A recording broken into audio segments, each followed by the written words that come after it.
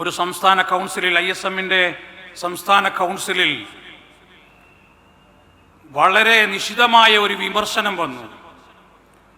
അബ്ദുസ്സലാം സുല്ലമിയുടെ സുന്നികൾക്കെതിരെയുള്ള ലേഖനങ്ങൾ, MPA ഖാദർ കരുവമ്പൊയിലിൻ്റെ സുന്നി പ്രസിദ്ധീകരണങ്ങളെ വിമർശിച്ചുകൊണ്ടുള്ള ലേഖനങ്ങൾ, ഷംസുദ്ദീൻ പാലക്കോടിൻ്റെ ജമാഅത്തെ ഇസ്ലാമിയെ വിമർശിച്ചുകൊണ്ടുള്ള ലേഖനങ്ങൾ, ജാബിർ ശ്രീമൂല നഗരത്തിൻ്റെ ജമാഅത്ത് സാഹിത്യത്തിലെ വൈരുദ്ധ്യാധിഷ്ഠിത വസ്വാസുകൾ എന്നുള്ള ലേഖനങ്ങൾ, ഇതൊക്കെ ഇസ്ലാഹി പ്രസ്ഥാനത്തിൻ്റെ നിലവാരത്തിന് നിരക്കാത്തതാണ്.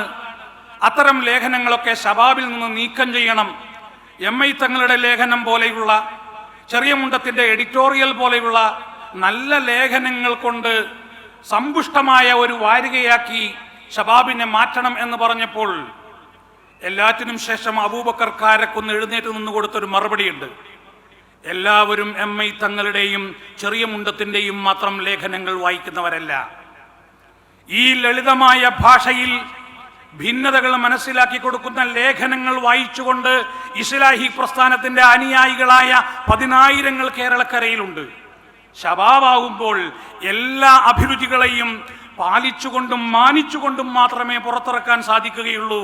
അല്ലാതെ ഞാനും വായിക്കാറുള്ളത് ഇവരുടെയൊക്കെ ലേഖനമാണ്, എനിക്കും സാഹിത്യം ഇഷ്ടമാണ്, പക്ഷേ വായനക്കാരൻ്റെ അഭിരുചിയിൽ നമ്മൾ കൈകടത്തുകയില്ല, പിന്നെ ആ വിമർശനത്തിന് പ്രസക്തി ഉണ്ടായില്ല.